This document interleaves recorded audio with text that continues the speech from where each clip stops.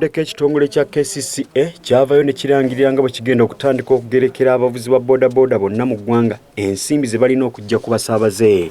Ffe nga Kcca tuteekewo stages we banaakolera tutandike n'okwongera okuteeka omulimu ogwo ku mutindo. Olunaku lwa leero abagoba bodaboda beegattira mu kibiina kyabwe Kampala Metropolitan Bodaboda Joint Leadership Forum bavuddeyo ne baawukanya enteekateeka eno. Bano balumye n'ogwengulu nga bwe batagenda kukkiriziganya na nteekateeka eno bwe batyo ne bavumirira ebibiina bya bodaboda ebyakatondebwawo kugamba nga Safe Boda ne Taxify bye bagambye nti bizizza omulimu gwabwe emabega.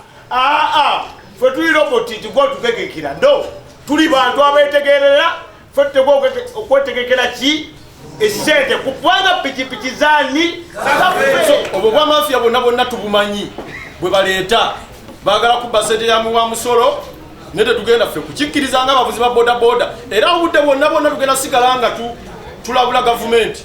Bano abakulembeddwamu ssentebe waabwe Frank Mawejje bategeezezza nga bwe waliwo bannakigwanyizi abaagala okubagoba ku siteegi zaabwe kubakakkalabiza omulimu gwabwe nga balina akakodyo katugoba mu kibuga. Buli olu lwagamba nti gazeti nti siteegi agenda kukugoba gakuba nti kintu kya luzungu naye obuyayi obuli awo olina okwegendereza.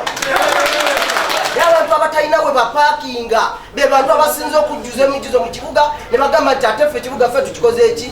So bodaboda tukkiza nti eno yentambula esobola okwanguya omuntu mu mirimu gye gyonna tetukkiza tugoba mu kibuga kubanga guno mulimu ffe twagwetandikirawo. no bakunza aba bodaboda bonna mu ggwanga okusimbira ekkuuli enteekateeka eno. Okukunga abadde bodaboda obutakkiriza bano ba mafiya abafere ababbi okulaba nga kabatanda ne bagenda wansi ku ground okunga abavuzi ba bodaboda bagenda mu mitingi byabwe. Esawa ya leero tufanga biyenje tewali watufaako tewali wanonye enteekateeka kunoonyereza ffe tuvaawe tugwa wawula gwe baagala kimu kulaba nga batukambula mu batujjamu omusolo. Kcca bano bagiwadde amagezi mu kifo ky'okubagobaganya basooke batunuulire ekyokugaziya ekibuga bakendeeze ku mujjuzo gw'emmotoka ogususse mu kibuga.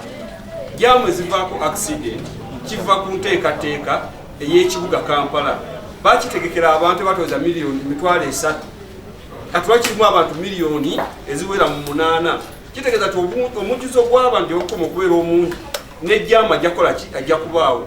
Kaluno Nakibuule yabaddeyo ku Radauta TV amasukkulumu.